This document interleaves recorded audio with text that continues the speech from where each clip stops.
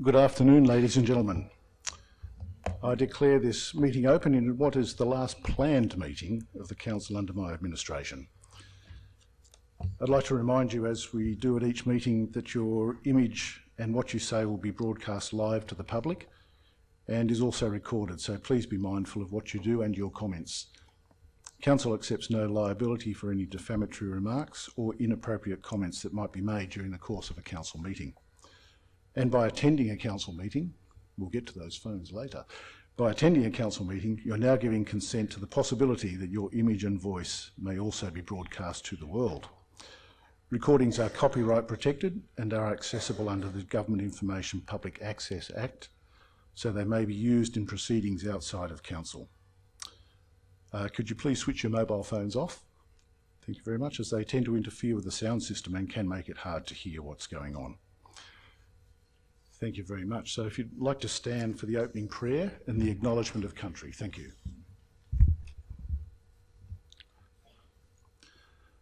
Father God, I commit this meeting to you and thank you for the business at hand. I pray that the decisions to be made will benefit all who live in the Central Coast Council area. And I pray this in Jesus' name. Amen. And I would like to acknowledge the traditional custodians of the land on which we are gathered here tonight and pay my respects to the elders, both past and present. Thank you very much. If you'd like to be seated, thank you.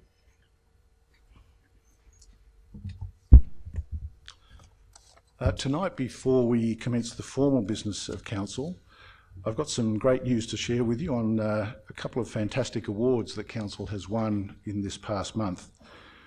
In my view, both awards are really great examples of cross-unit collaboration within Council, and with Council staff making sure that the best outcomes were achieved in the projects that they're involved in, and they certainly were, as being recognised in the awards.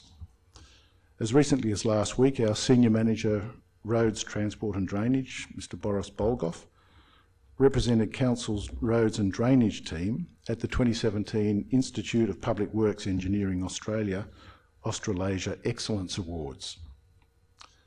The Wyong CBD drainage upgrade was named the best public works project in the $2 million to $5 million range, beating leading contenders from across Australia and New Zealand.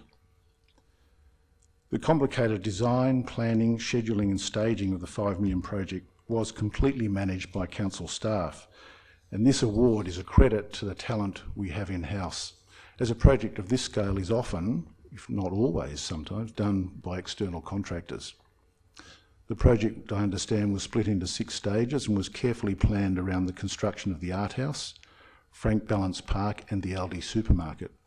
I'd like to acknowledge our Senior Manager of Construction, Stuart Baverstock, who's here tonight. Stuart, thank you. And for his leadership on the project.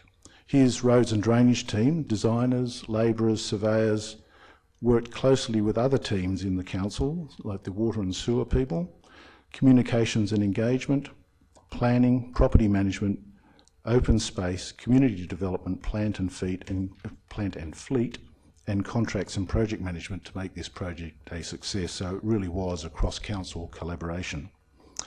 I have to say, since my time as administrator, I haven't noticed any flooding in the streets of Wyong. Now, that could be the drainage system, it could be the rain.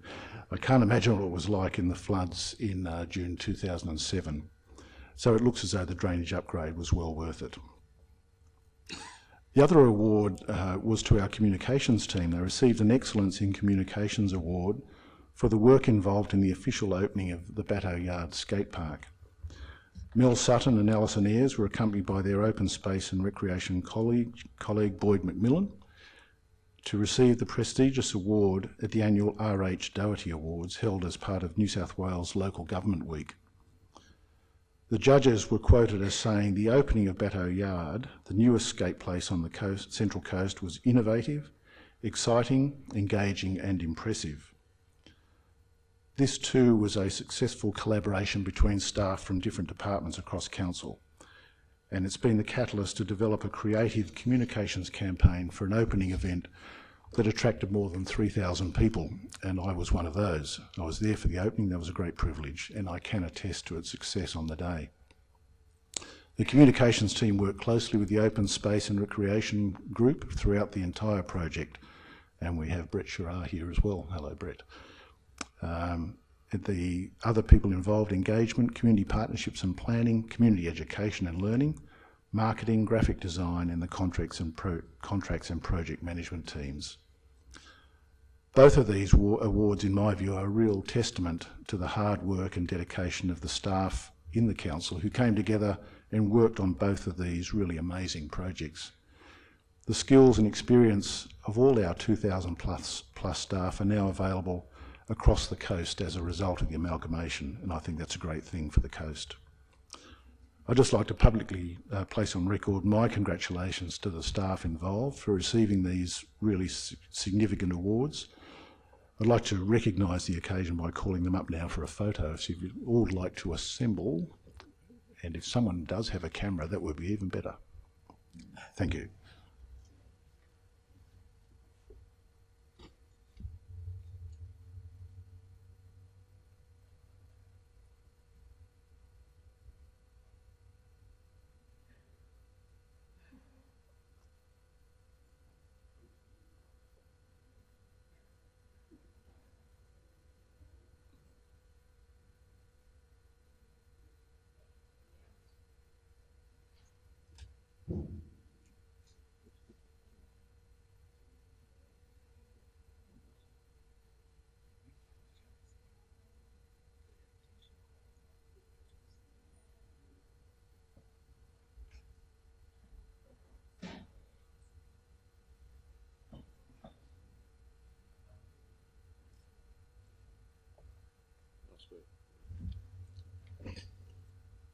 And I should have also mentioned, of course, Mike Dowling and Julie Vaughan as group leaders of those areas. Thank you very much. Moving on to the formal business paper, item 1.1 is disclosures of interest. I have no conflicts of interest that I need to disclose, so I resolve that Council note there are no conflicts of interest disclosed.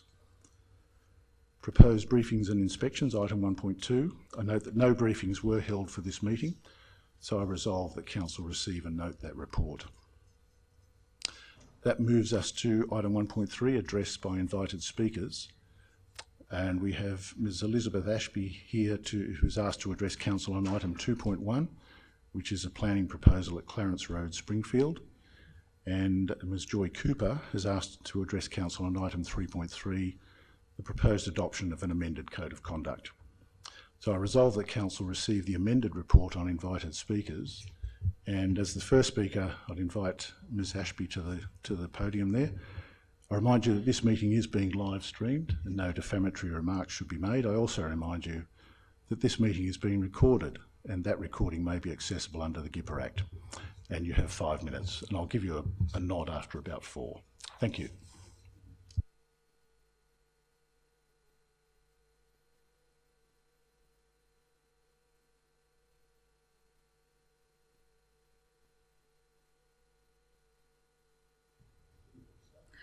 Okay, I can see the red light now.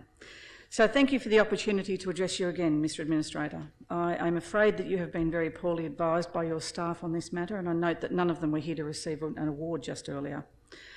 I have been a professional ecologist for over 34 years, and I am often engaged by government agencies, including this council. In fact, I'm currently providing expert evidence for Central Coast Council in the Land and Environment Court appeal over a development refusal, as I have done successfully in the past.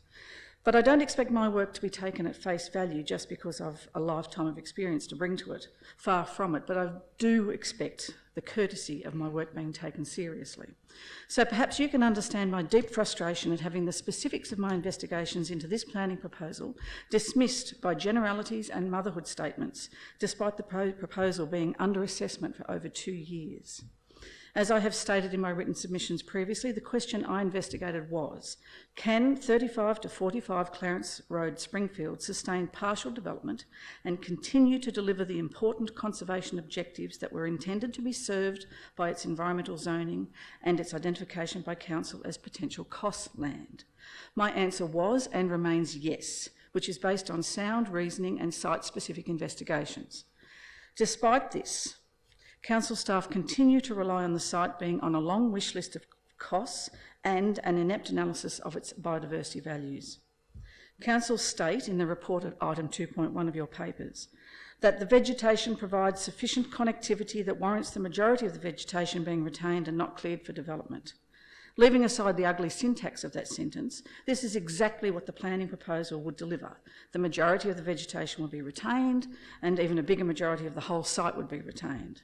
But what is even more important are the types of habitats that will be retained, how that retention may service the flora and fauna species that might benefit from a corridor, and how those lands would be managed into the future.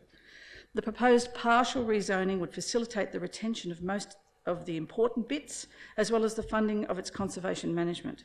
Council's refusal will instead result in the continued loss of biodiversity. The report before you at item 2.1 of your papers continues to peddle falsehoods, misrepresentations of my position and simplistic interpretations of the facts. It relies upon and resubmits the report of the 28th of June, which is deeply flawed. There are many ways that it is deficient, but I've condensed a list of 8 of the most egregious matters. 1, quantum of clearing. 2, conflict with costs. 3, potential environmental impacts. 4, failure of zoning to deliver the conservation outcomes. 5, use of the site by 33 threatened species. 6, yellow-bellied gliders. 7, extent of rainforest EEC, and 8, corridors. I have a little bit to say on each of these. I may not get to all of them, but I will try. 1, quantum of clearing. Council shows that the proposed development area occupies 1.9 hectares and intimates further that there will be other losses for bushfire protection and other infrastructure, which would mean more than half of the site would be cleared. This is both untrue and misleading. The proposed developable area would occupy only 1.8 hectares, and a notional development footprint demonstrates that it would contain all of the direct losses of vegetation, including the lots, infrastructure and bushfire protection. In total, this is less than half of the vegetated part of the site. 2, conflicts with the current cost strategy. The report states that the site forms part of the costs. This is untrue, and I am tired of having to point that out. The site is part of a long wish list of privately owned bushland that Council would like to be incorporated into the costs. The Council reports entirely on that wish list, gazumping any other land use consideration. That's a closed-mind attitude, and it's quite a dumb way to go about conservation at a landscape scale. It will stop any innovative ways of conserving land and funding long-term management in the conservation sense. As a conservationist and a ratepayer, I'm not very happy with that kind of an outcome. The potential environmental impacts, Council reports that a whole suite of things are going to be impacted. We've specifically addressed all of that suite of impacts. We've concluded that they can be avoided or ameliorated, and that those that can't are acceptable. Council's report states that the mechanisms by which biodiversity conservation objectives are met are not relevant to the consideration of the zoning of the land. Well, that's a staggering admission by your staff of an ignorance of the planning system, because in fact the available mechanisms are critical to the delivery of conservation, and the zoning will either prevent or facilitate such mechanisms. Use of the site by 33 threatened species. If I hear that one more time, I think I will scream. That number has risen from my initial desktop assessment, which was a conservative measure. That is 5 minutes. Can you wrap up shortly? I will be wrapping up. I'm very quick here. Thank you. Targeted survey that I undertook at the urging of Council and the expense of the owner has established a much smaller list of animals and plants that may have the potential to use the site. Yellow-bellied gliders don't use the site. I've shown that. Other experts have shown that. Rainforest EEC, despite being told time and again that the mapping that Council relies on is wrong, they're still relying on the same mapping that expands the area of EEC by rainforest. I consider that the truth matters in that case. They say it doesn't matter. Corridors. Council claims that it's an important corridor and that it's one of only a few. In fact, it's one of many, and it's not a very important one, but it's going to be maintained. I don't even know why we're talking about corridors anymore. So in conclusion, I will note that during negotiations there was a proposal on the table from Council that would have delivered a similar but smaller development footprint of approximately 1.1 hectares, which is only 0.7 hectares smaller than the one that is proposed now by the owner. I cannot help but wonder at the mysterious tipping point that the additional 0.7 hectares has pushed the proposal past. Thank you. Thank you very much. Ms. Cooper, would you like to come to the podium? Good evening. I remind you again this meeting is being live streamed and no defamatory remarks should be made. I also remind you that this meeting is being recorded and the recording may be accessible under the GIPA Act, and you likewise have 5 minutes. Thank you. Thank you. I speak tonight objecting to the Stasi-style draconian proposed code of conduct, or should I say cone of silence, the administrator intends to adopt at this meeting, only days before an election. I've listened with much interest over the last couple of days to the media grabs, with you sprouting in favour of this code. I note you've mentioned numerous times you've been able to record all residents' interactions while you've been here on the Central Coast Council. I note when I was up at the pop-up stall, you'd had present a council media person who had their pen poised taking notes on every issue raised by residents. Should all future councillors also have an assistant to take notes?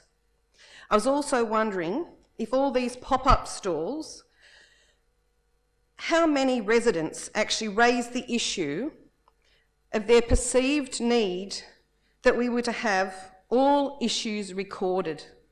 For example, the date and the time of the interaction, the type of interaction, whether it's a meeting, telephone or teleconference, a list of the attendees and the persons involved, the relationship with all attendees, the declaration of any real or known potential or perceived conflict of interest, the nature of the issue, including an address if it pertains to a particular property matter, a summary of the matters raised with the council official, a summary of the council's official's response on meeting outcomes, and a signed declaration.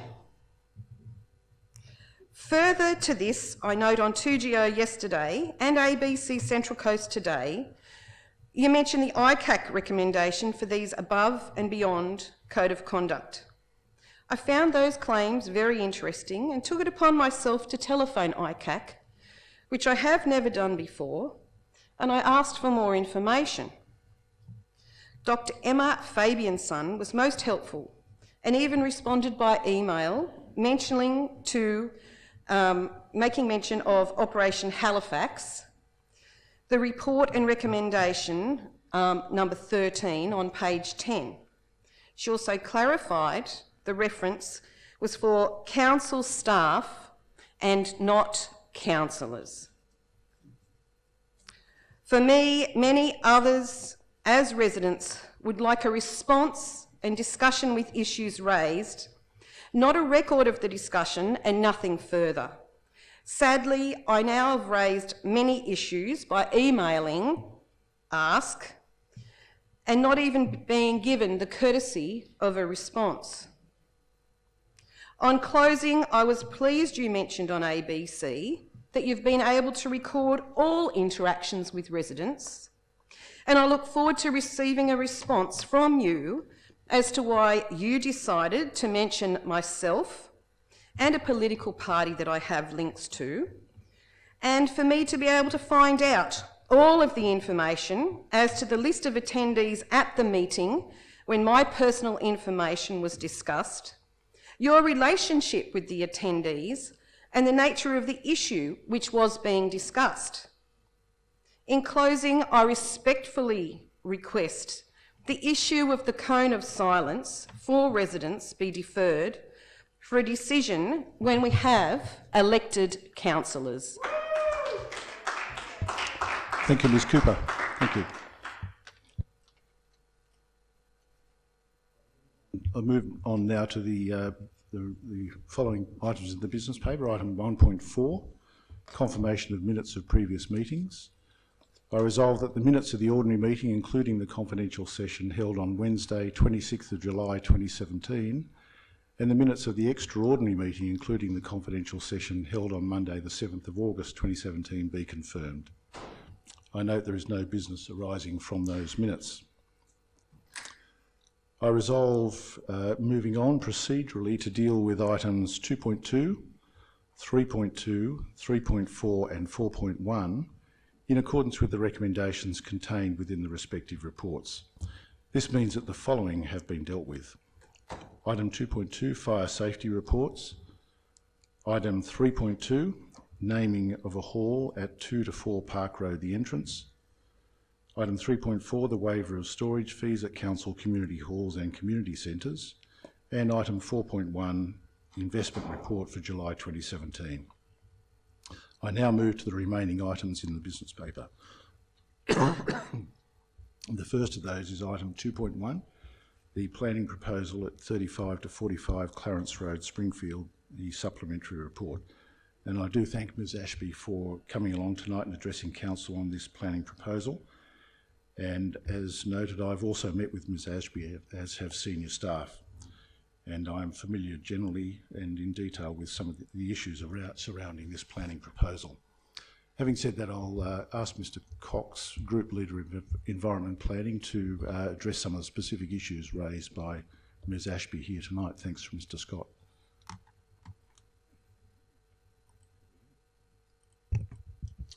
Through you, Mr Administrator. First of all, thank you, Ms Ashby, for your feedback on the council staff. I'd also like to point out too that the council staff do have a significant amount of experience and an extremely high success rate with the Land Environment Court and the JRPP. Staff have given a great deal of consideration to this planning proposal, meeting with the applicant numerous times, providing additional peer reviews, particularly on the environmental reports submitted, and even deferring the matter for a meeting with the administrator in July. So basically what we have here is a difference of professional opinion. The applicant's consultants and council staff basically have a difference of opinion, particularly in the environmental value of this particular site. Council staff believe the ecological value of the site is greater than what the applicant believes, and the direct and indirect impacts of a rezoning is greater as well.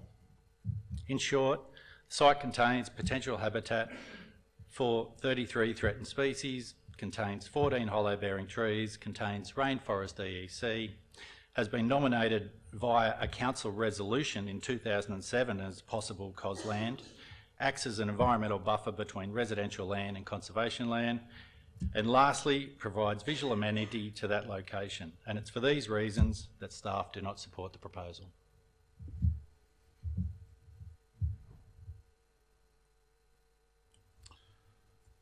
Thank you, Mr Cox, and thank you to the staff and to Ms Ashby for the work involved in this proposal. And I have to say I've given the matter considerable thought, including visiting the site myself. And having done so, I find myself in agreement with the report's conclusion that the physical and environmental constraints and characteristics of the land mean that it is not inappropriate to rezone the land so as to permit the proposed subdivision. In my understanding, the planning proposal is not supported by a local or regional planning strategy. In my view, it's also contrary to the key principles of the Central Coast Regional Plan. That being the case, and particularly given the nature of the land, I formally adopt the recommendation in the report. And thank you for your attendance. Thank you. I now move on to items 3.1, 3.3 and 3.5, which I propose to deal with together. Those three reports deal with different aspects of how councillors and staff conduct themselves and include the very important relationship between councillors and council staff. And I thank Ms Cooper for addressing council tonight on the proposed amended Code of Conduct. These policies are being considered tonight, so there are clear policies in place for when councillors take up civic office following the September 9 election. I do want to note up front that council can, once the councillors and mayor take up their civic offices, reconsider these policies. What the reports seek to do is have sound policies and an appropriate code of conduct in place for that initial period. The day-to-day working relationship between councillors and council staff is absolutely critical to the efficient and appropriate delivery of services to the Central Coast community. A number of factors contribute to a good relationship between the elected members and council staff, in my experience. These include the correct understanding of roles, appropriate and effective communication, a good understanding of legislative requirements. The aim of these policies and the proposed amended code that are before me tonight is to facilitate a positive and appropriate working relationship between councillors and council staff, and also particularly to support councillors in their duties. The policies and the proposed amended code also allow the community to understand the different roles of councillors and staff, and they allow members of the community to understand how they can best interface with councillors and with staff. Clearly there have been some questions raised about the proposed code, amended code by Ms Cooper here tonight, and indeed by a number of candidates in the upcoming election. I'd ask Council CEO Mr Noble to provide some advice as to why certain clauses have been proposed to be included in this particular policy. Mr Noble. Through you, Mr Administrator, I've been involved in the local government industry for around 49 years, and I've had numerous dealings with elected councillors and with hundreds, let me say thousands of staff in that time, and by and large most of those people have been very honourable people with good intent. There are, however, in any batch of people, some of those who are self-serving and who don't necessarily follow the rules. And experience has been through the generations that there is a need for a code of behaviour or a code of conduct to govern and to manage the way in which elected and appointed officials function and behave. So in New South Wales, all councils must have a code of conduct. It's the law. It's a requirement of the Local Government Act. The Act requires, as a very minimal, that the code of conduct adopted by this or any council include and not be inconsistent with the model code of conduct that's published by the New South Wales Office of Local Government. Many New South Wales councils have adopted a code of conduct that includes provisions that are additional to those that are in the model code, and such is the case with this council.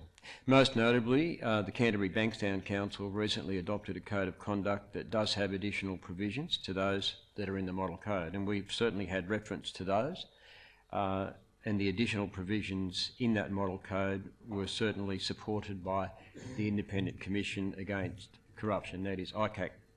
So that process of us considering the model code and other things, including what's in additional provisions in other local governments, they've been taken into account by this council and helped to inform the additional provisions that we've included in the draft code that's in front of the council tonight for consideration.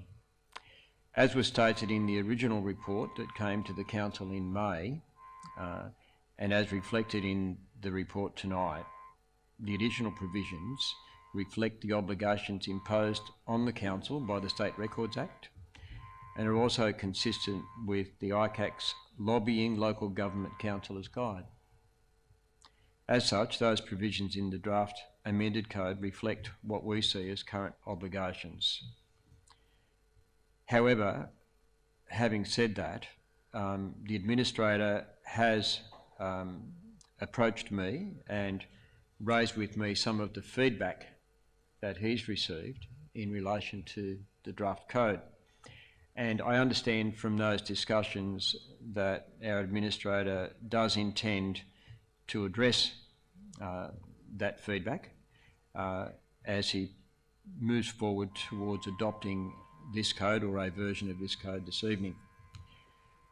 And I understand from our discussions that he will indeed be addressing some of the issues raised by our Speaker, Ms Cooper, in relation to proposed obligations on local councillors as they carry out their duties.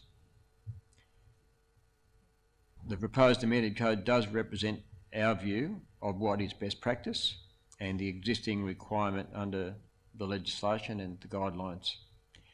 The code was publicly exhibited for 28 days and no submissions were received. When it came back to council in July, it was deferred for further internal consultation, because of course it does apply to our staff, and the trade unions and our staff consultative committee had the opportunity of making submissions, which they did. So Council subsequently received submissions from 3 unions, and the Council is quite grateful for that input, and some minor amendments have been made to the draft code as a result of the receipt of those submissions. I'd just like to confirm what the Administrator is already indicating, and that is that the Council can and needs to review the adopted Code of Conduct and the other 2 policies at any time, and in any event is required to review the Code of Conduct during the first 12 months of its term. In my opinion, Mr. Administrator, the code is a sensible code, it is a required code, and I think there was a need for you as the Administrator to set up a set of guidelines or rules for the new Council and the staff to follow until such time as the new elected Council puts its own views over the code that will have been adopted hopefully this evening, and they can make any changes that they believe are appropriate. Thanks, Mr. Administrator. Thank you, Mr. Noble. Look, I've given a lot of consideration to this matter, obviously, over the last period since May, when it first came to Council. This is now the 3rd time it's come to Council, and the reason that it's come the 3rd time is because of the referral for public consultation and then the referral for further internal consultation with our staff. And I've also given some detailed consideration in the last little while to comments that have been made in the public domain and reflected in some of the comments tonight by our speaker. Given particularly that the new Council must review, particularly the Code of Conduct, within the first 12 months and can indeed review any of them at any time, I'm happy to endorse the recommendations of the reports with a modification, however, to the proposed Code of Conduct to address some of the practical implications which have been emphasised in discussions with me over the last little while. And I'll detail that when I go through the resolutions. So I propose to formally adopt the recommendations in items 3.1 and 3.5. In respect to item 3.3 being the proposed adoption of an amended Code of Conduct, I make the following resolutions. 1, the Council adopt, in accordance with subsection 440(3) close brackets of the Local Government Act 1993, the Code of Conduct that is attachment 1 to this report, with the insertion of the following additional clause. And that clause would be 3.20a.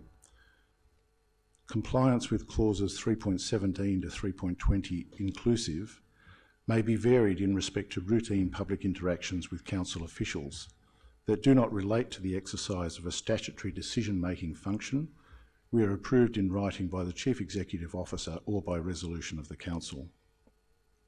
And 2, that Council requests the Chief Executive Officer write to those who made submissions in respect to the draft Code of Conduct to thank them for their contribution.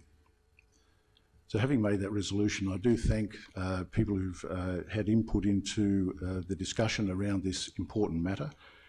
As Mr Noble observes, it's a requirement that we have a Code of Conduct in place, and certainly I think this one is a reasonable one, and probably more reasonable with the inclusion of that additional resolution. And so I formally adopt that recommendation as noted. Moving on to item 3.6, the reporting line of the Chief Executive Information Officer, Administrative Matter. This report was published after the business paper itself was published and is an important matter that needs to be dealt with at this meeting. For the purposes of paragraph 241, brackets 3, brackets little a, of the Local Government General Regulation 2005, I formally move and resolve that the business in item 3.6 be transacted at this meeting. And further, I rule for the purposes of paragraph 241, brackets 3, brackets little b of that regulation, that the business is of great urgency, and I make the resolutions recommended in that report. I now move to an administrative minute, which outlines, I think, the achievements of this administration period of Central Coast Council. This report is now publicly available online, and I propose to read the report for the public record.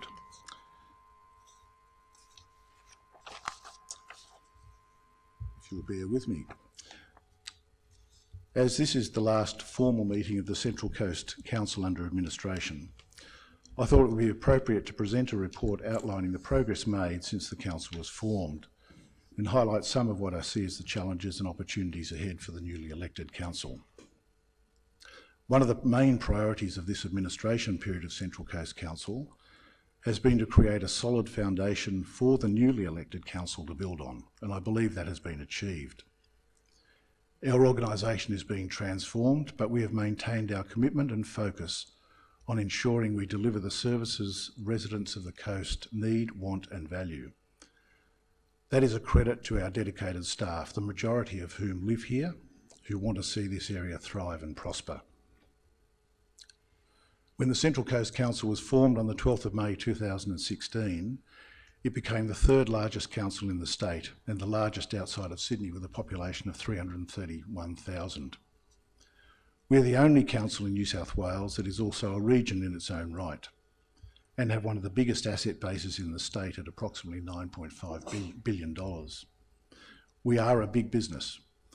We have a fully funded operational plan and budget of $756 million in place to deliver the essential services and infrastructure which will improve the quality of life for our residents and help create local jobs and opportunities for our growing population.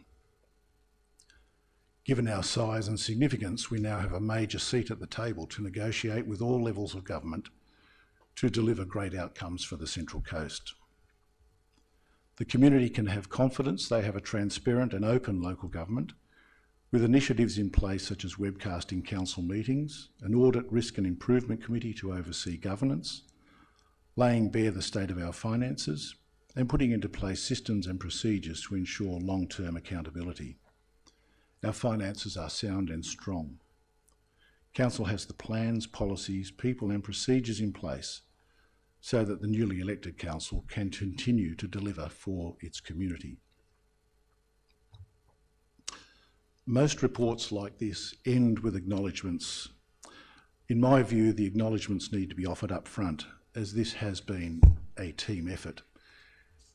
It's been an honour and a privilege to serve as administrator of the new Central Coast Council, but it's not a journey that I've taken alone, and indeed not one I could have done successfully without the support of a number of people. Thanks must go to Council's Chief Executive Officer, Mr. Rob Noble, on my right. Rob is passionate and committed to his job and to the people he leads. The Central Coast Council has been fortunate to have him at the head of the organisation. His insight, experience and wisdom have been invaluable in uniting the two former organisations and fostering new shared culture and values which focus on creating a vibrant and sustainable Central Coast. I thank him for his friendship and support. I must acknowledge our executive leadership team who are on my left and right. You can see their names, for their professionalism and outstanding commitment to delivering Council's vision and helping lead this organisation in this major transformation. I think people don't realise the breadth of business undertakings that councils, particularly a council like this one, get involved in. There might be 50 or 60 different lines of business. They all need to be managed professionally. In my view, Council's future is in safe hands with them at the helm of their business lines. I pay tribute to my executive assistant, Ariola Whitelam, for her support, hard work, the sense of history and local knowledge that she's given me. She's a true professional and a delight to work with, and if you've met Ariola, I'm sure you would agree. To the over 2,000 council staff, many of whom I met personally, I thank you for your passion, enthusiasm and commitment to delivering for your community each and every day. You've all gone through considerable change since the council was formed, and I believe you've emerged as a stronger and more connected organisation which bodes well for the future of the Central Coast.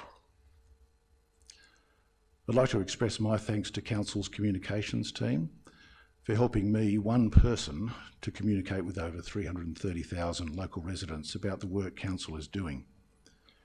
It's important our residents are kept up to date with significant work, services and events in the community. Council plays a key role in fostering connections across the coast, facilitating and supporting our residents and businesses as they live, work and play in this magnificent region, and it truly is magnificent. To the many community members I met at the various pop-up stalls around the coast and a wide range of functions and meetings, I thank you for your feedback and support of the new Central Coast Council. One of the things I will take away from my time here is just how much you all love living on the Central Coast and you love the coast. It's that deep attachment that will ensure the Central Coast continues to be the very best place it can be. I'd also like to place on record my thanks to the councillors of the former Gosford City and Wyong Shire councils for their advice and assistance to me since May last year. Their local knowledge has been invaluable to me in carrying out my duties. And finally, I could not have done this role without the unwavering support of my wife, Laurel, and I thank her from the bottom of my heart. And she couldn't be here today because she's looking after grandchildren. I do hope to see slightly more of her and more of them in the near future.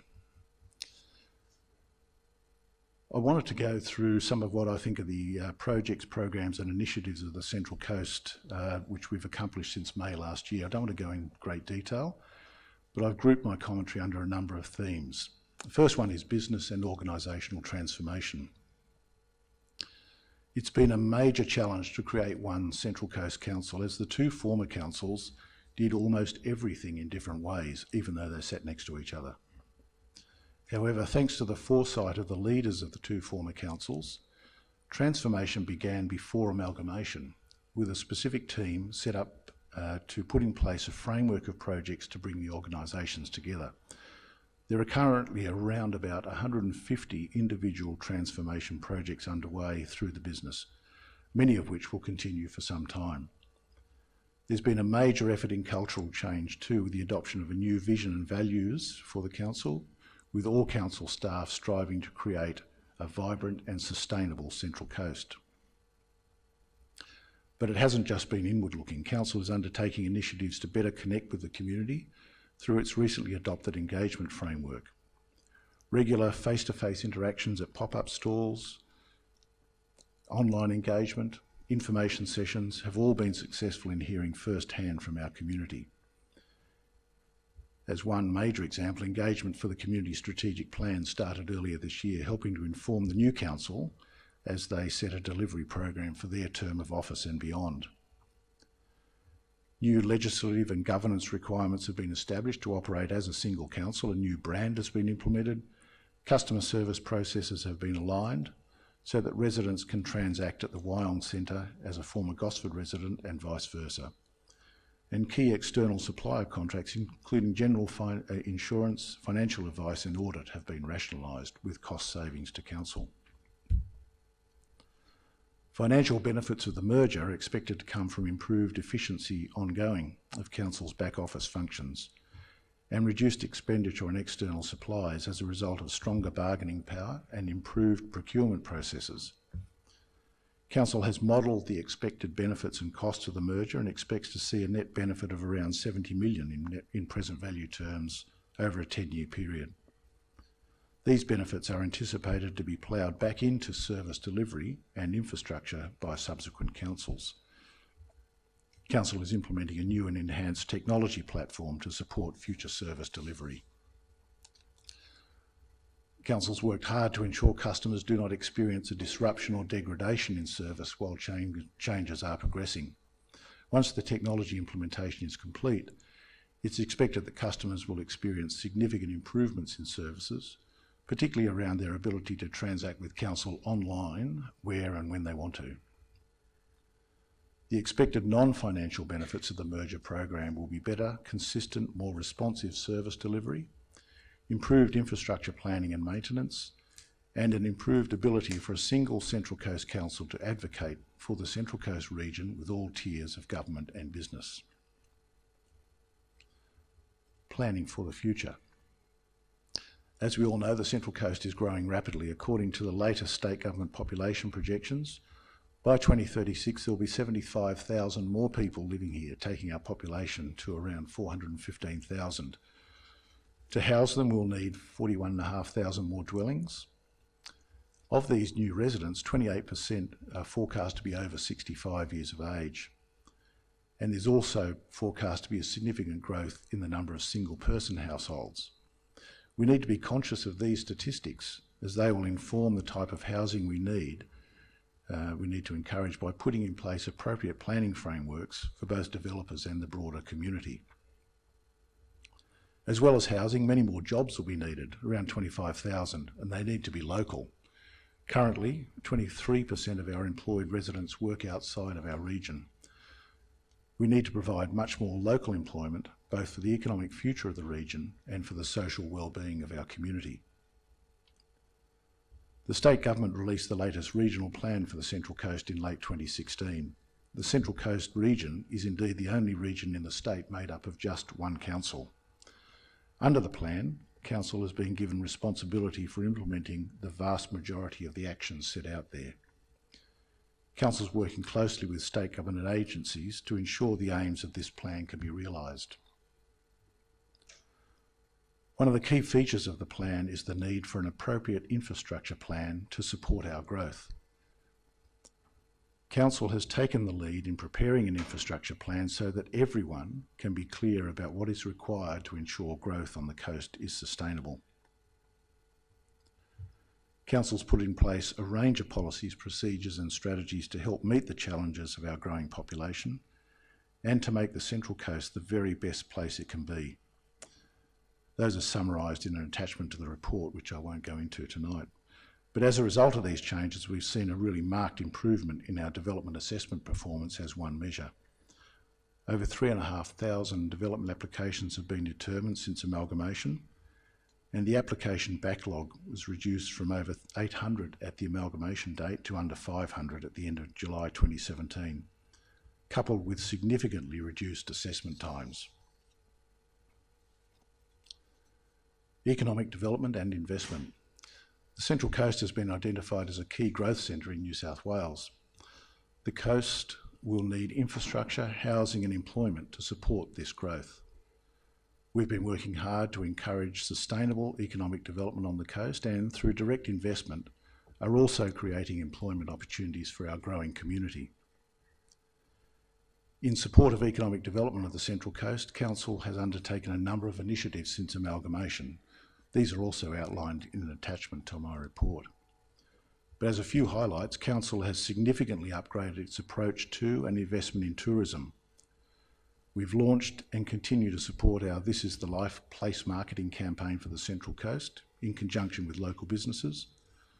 We've conducted business attraction activities and promoted Wi-Fi access across the Gosford CBD. We've progressed development of a master plan for the Central Coast Airport for consideration by the newly elected council, not by me. We are working with the federal and state governments to deliver medical research facilities as part of the upgraded Gosford Hospital, and we've increased parking at Terrigal in support of its significant regional tourism role.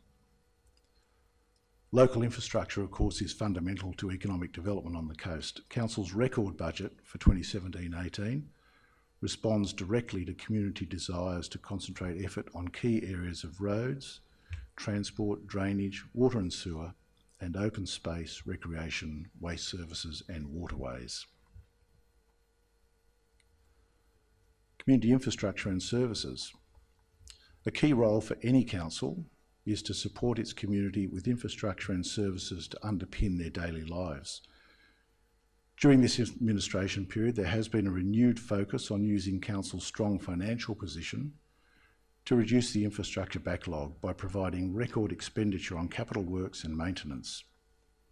A number of key infrastructure projects have been completed or are on track to deliver long-term benefits to the Central Coast community. Fees and key services have been aligned across Central Coast libraries, helping to ensure delivery of essential educational facilities are streamlined for ease of use. While we've also taken over some northern aquatic and fitness facilities, strengthening the number of affordable recreational opportunities for our community, and enabling us to plan coast-wide for the future of our network of facilities. Council's also investing considerable funds to support key organisations in their work on behalf of the coast. These include Surf Lifesaving Central Coast and projects being carried out using merger funds from the state government's Stronger Community Fund, both a range of smaller community projects under $50,000 and 10 more major projects totalling $9 million. The opening of the Art House in Wyong, Batto Yard Skate Park, commencement of work on the regional sports complex at Tuggerah, and upgrades at Central Coast Stadium are significant milestones for the coast, both in terms of the new cultural and sporting facilities they offer, but also in terms of the economic contribution they will make to the coast through increased visitation and tourism. Responding to consistent community desires for upgraded cultural facilities, decisions were made on sites for 2 key projects, enabling detailed work to be carried out so the new council can progress their implementation. Council has nominated Leagues Club Field on the Gosford waterfront as a preferred location for the proposed Regional Performing Arts and Conference Centre. Council is now undertaking a detailed assessment of the site and revising business plans for the RPAC. An appropriate business model and venue specification is really critically important for the RPAC's longevity and overall success, ensuring the community see the full value of this cultural facility for generations to come. The Parkside building on Donaldson Street in Gosford has been selected as the preferred location for a regional library and learning centre. Underpinning those major facilities, of course, is a large investment in facilities of a more local scale distributed across the coast. These smaller facilities are critically important to our local communities. And in another attachment of the report, I've set out details of Council's investment in a range of community infrastructure. Moving to road upgrades, the need to maintain and upgrade our road network has been a theme constantly raised with Council by residents and businesses. Council has engaged data collection specialists to conduct a comprehensive road condition assessment across its entire sealed road network. Covering more than 2,200 kilometres of sealed road pavement, the project will provide a condition assessment that will underpin the future allocation of funds and resources to Council's road program. The data collected will be used to develop future road renewal programs and determine the most effective way to treat and manage Council's road assets. Our investment in road infrastructure over the 2016-17 financial year has directly addressed some of the key transport issues across a range of suburbs. In all of my interactions with the community, the call for further investment in our roads has been a common thread, and Council has been working to ensure these concerns are addressed.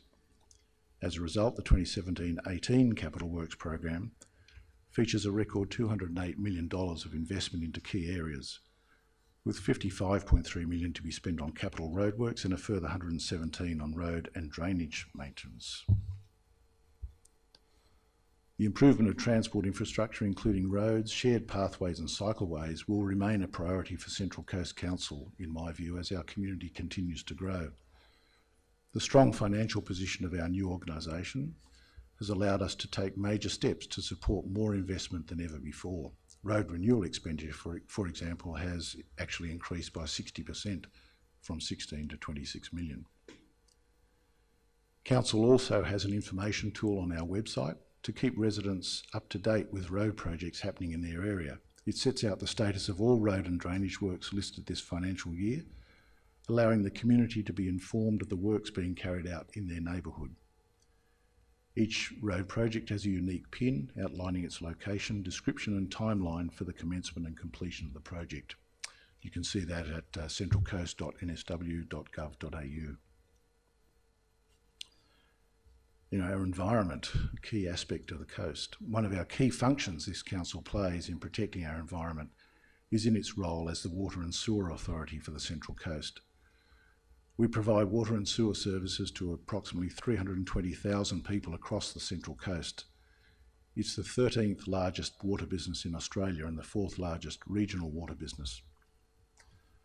A few statistics: our water supply network consists of 3 main waterways, 3 water storage dams, 3 groundwater bore fields, 3 water treatment plants, 36 water pump stations, and about 2,250 kilometres of water mains. We also maintain and operate almost 2,600 kilometres of sewer mains, 336 sewer pump stations, and 8 sewage treatment plants, which treat the equivalent, I'm told, of 13,200 Olympic-sized swimming pools of sewage annually. Our investment in the water supply and sewer services across the Central Coast since amalgamation has been strong. Our staff have completed an 11 million upgrade of the Wyong South Sewage Treatment Plant that will ensure the plant can cope with the demands of our growing community into the future. Other sewer-related works include the upgrades to sewer pump stations at Wyong, Batteau Bay, Tawoon Bay and Wyoming, as well as new receiving stations at Charmhaven and Toukley. Our water supply also received a boost with a number of reservoir refurbishments, including those at East Gosford and Avoca Heights. More than 4,000 water metres were replaced, and $1.9 million project in Woiwur that will help secure the water supply for the peninsula. We've also invested in the future of our water supply with planning for upgrades at Mardy Treatment and Summersby Treatment plants well underway. The coast's natural environment, which was a feature of earlier discussions, is a big drawcard for visitors to our region, and also one of the main reasons so many people want to live here. Council's committed to protecting and enhancing our local environment for the enjoyment of residents and visitors alike. Since amalgamation, Council has implemented a number of initiatives in order to protect and enhance our environment. These again are outlined in an attachment to the report, but a particular highlight includes, in my view, the cancellation of a community land sales program in the former Gosford area and an upgraded environmental monitoring of our waterways. Report cards on our waterways showed improved water quality as a result of work such as gross pollutant traps around our lakes and upgrades to our sewage reticulation system. Household initiatives such as chemical cleanouts and the garage sale trail, gone again this year, also contribute to minimising waste disposal impacts on the coast. Finalisation of the Gosford Beaches Coastal Zone Management Plan will help focus efforts to address coastal issues, as will the review of the coastal zone management issues in the former Wyong area. And Council, of course, continues to work closely with other levels of government to address specific environmental issues such as estuarine dredging. Moving on to connected and engaged communities. Following the merger, a new department was created within Council dedicated to connecting with our community, supporting local community groups and delivering essential services, initiatives and events that our community need to thrive. In my view, councils do some of their best work when they collaborate closely with their community and help community members and groups achieve their aims. In order to promote this collaboration, Council has revamped its community grants and sponsorship program, totalling $1.4 million this financial year. This comes on top of the major engagement program Council has been conducting to underpin the Central Coast Council's first Community Strategic Plan, the CSP. It's been my great privilege to oversee the extensive consultation process Council has carried out as part of the Coast's first ever CSP. It will set out the long-term aspirations of the Central Coast community, where we want to be in 10 years, and will be the key reference point for the new council for its decision-making over that period. The plan will be owned by the community and delivered in partnership with council, community groups, government, businesses and non-government agencies. In fact, anyone who lives, works, plays or stays on the coast. It will be the roadmap to help create our ideal community, a vibrant and sustainable Central Coast. The first round of community consultation for the CSP wrapped up at the end of June. Since then, staff have been busy collating and analysing the thousands of responses we received from the community, including over 2,600 face-to-face engagements at pop-up stalls, 2,350 responses online and over 700 hard copy surveys. We've established a community reference group of 20 local residents to help us with further work on the plan. Finalisation of the plan will be a key task of the elected council, building on the work undertaken to date and charting the course for the next 10 years on the coast. In addition to this engagement program, we've held over 60 pop-up sessions at shopping centres, events and markets across the region to hear firsthand about issues from our residents. Over 3,300 people took the opportunity to speak with me, Council's executive and staff during 2016-17, and this program is set to continue over the next 6 months. An engagement framework based on industry best practice was adopted on the 24th of January 2017. It provides direction to council staff and representatives in ways to effectively engage and communicate with our community. The framework is underpinned by the new internationally recognised principles of the International Association of Public Participation, IAP2, and the Australian Stakeholder Engagement Standard. Your Voice, Our Coast is Council's online engagement platform designed to engage with the community on a variety of projects, from public exhibitions to surveys and forums across a range of topics. It was launched within the first weeks of amalgamation, and in the last financial year there were around 34,500 visits across all projects and pages. Council's Festival and Events program is one of the largest I've seen in local government. Another attachment to my report sets out a number of the festivals and events held since amalgamation, and they're a great way for the community to interact. And finally, in this aspect, one of the great privileges afforded to local government is to host citizenship ceremonies, welcoming people from across the globe as new Australian and Central Coast citizens. I've had the privilege of presiding over 19 of those in my time, and each of the over 1,050 new citizens I've welcomed as a new citizen in this part of the country has my deep respect and admiration for the step they've taken and publicly declared at our ceremonies. It's been a great thing to see the joy on people's faces as they take the step of becoming an Australian citizen. The next section deals with open government. Council under administration has been keen to improve its accessibility to the community. We've put in place a range of measures to increase transparency and accountability of our operations in order to improve public confidence in the way Council carries out its business. For the first time, Council meetings were broadcast live, utilising new technology including the installation of fixed cameras in both the Gosford and Wyong chambers. All residents now have the opportunity to witness what is discussed and decided at council meetings. This widespread access helps to communicate council processes to the community and offers a transparent, accountable record of proceedings throughout the broader community. Council undertook a thorough analysis of the finances of the former Wyong and Gosford councils. Issues requiring remedial action were addressed. As a result, Council's finances are sound and strong, and the fully funded operational plan for 2017-18 is already rolling out. An Audit, Risk and Improvement Committee has been established to promote effective and efficient service delivery under a framework of openness, transparency and accountability.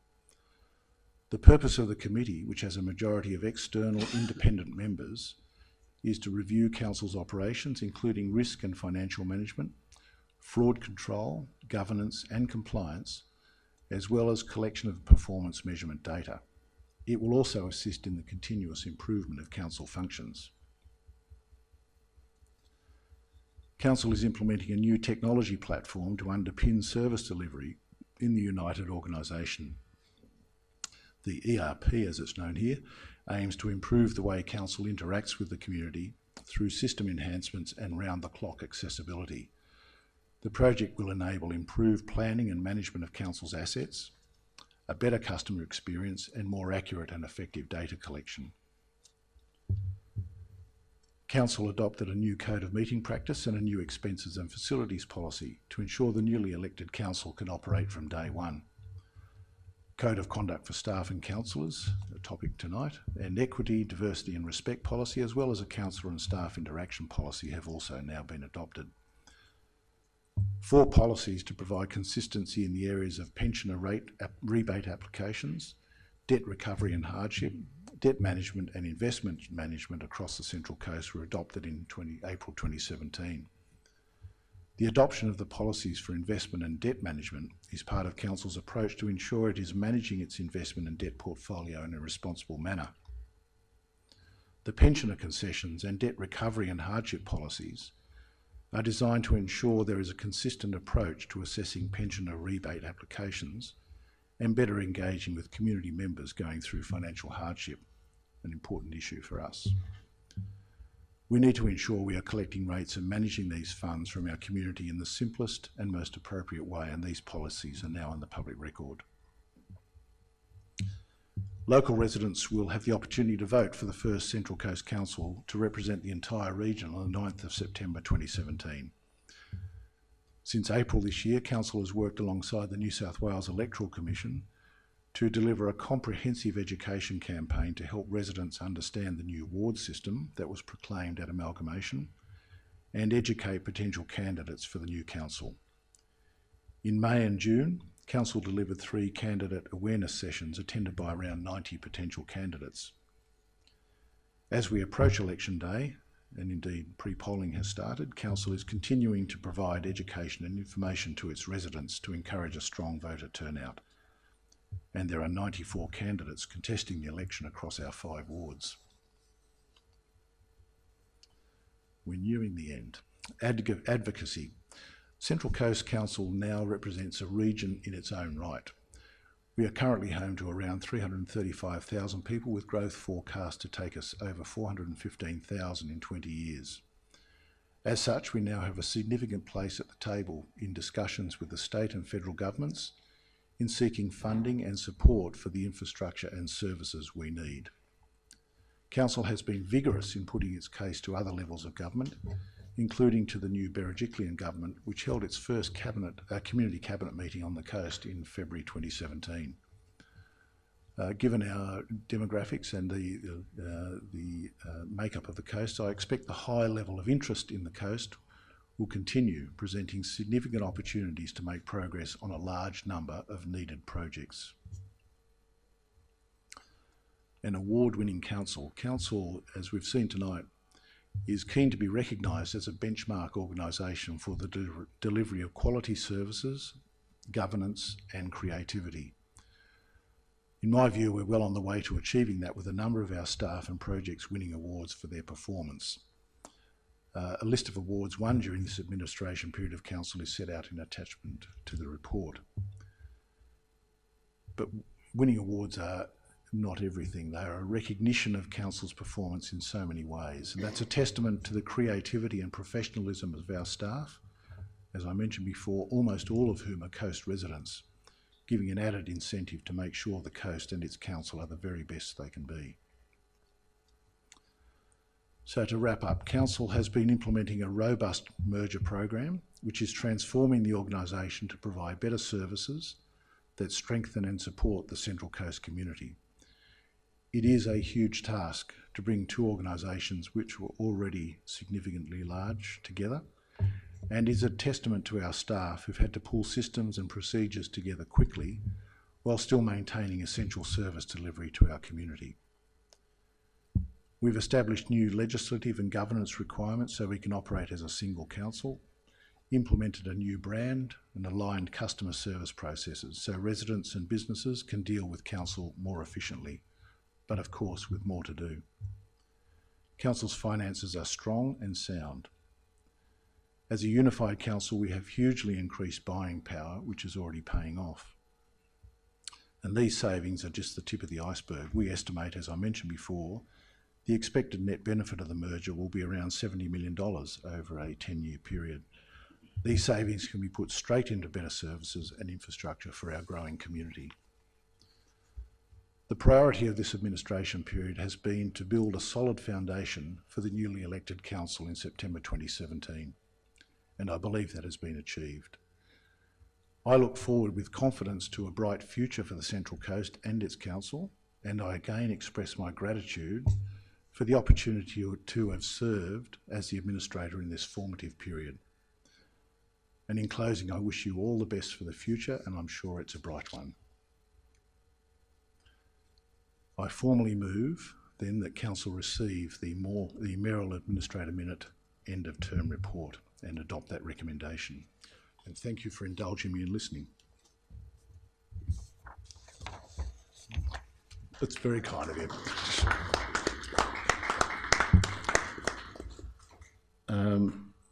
The next item is questions on notice, and I do have no questions on notice of staff at this time, but I understand that Mr. Noble may wish to make some concluding comments as well.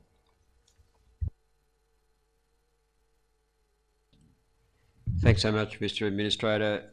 Just wanted to, I'll be very brief, but given that this is not only your last planned council meeting, but also mine, as we'll both be heading off during the course of the next month, I wanted to say a big thank you, express my gratitude to you, to all the members of the executive leadership team, both past and present, and to all of our 2,200 or so staff.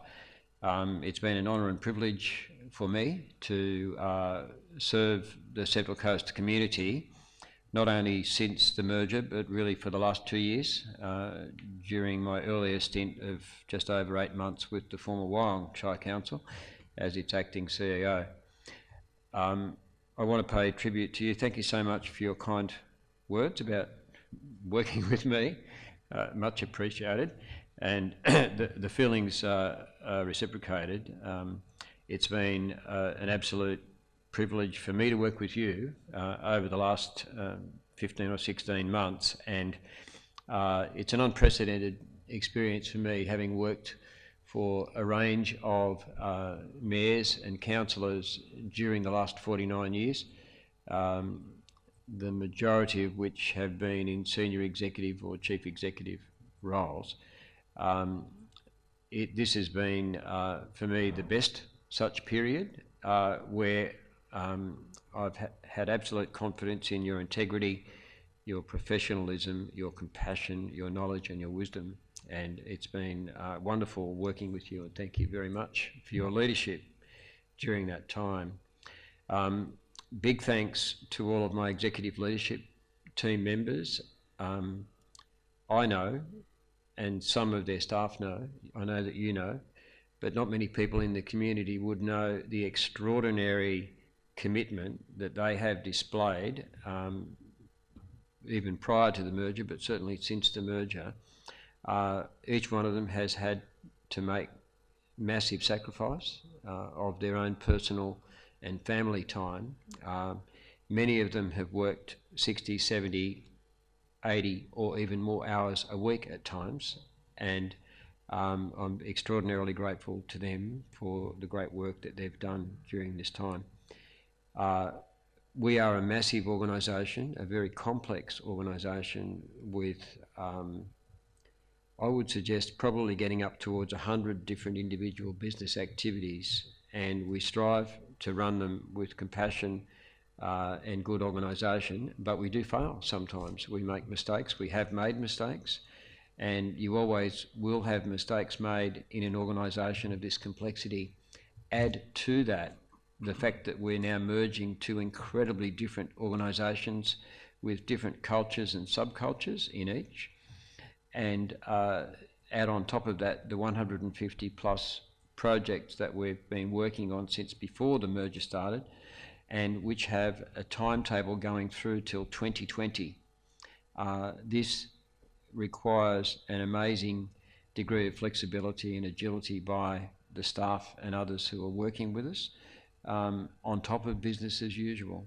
So it's probably little wonder that the occasional mistakes do get made, but by and large, good things have happened and are happening in this organisation for the community. And you and I and our exec members remind our staff that the only reason they're employed is to work in the public interest.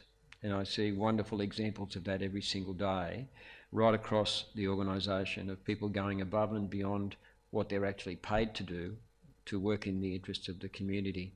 And not much of that gets publicised, Mr. Administrator, unfortunately. These people come to work every day, they do their jobs and they go home, and they get paid for that, which is fabulous, but they don't get enough acknowledgement for it. And I just want to pay tribute to all of our staff for their professionalism, their dedication and their passion. And as you've indicated, over 90% of our staff are Central Coast residents. So they're working for the community that they live in every single day. So once again, thanks for the privilege of working for the Central Coast Council, working for and with you and all of our staff. Thank you.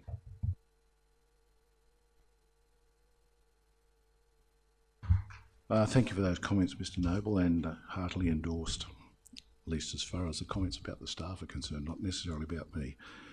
But that brings our close to our business tonight, so I declare this meeting closed. And thank you for your attendance.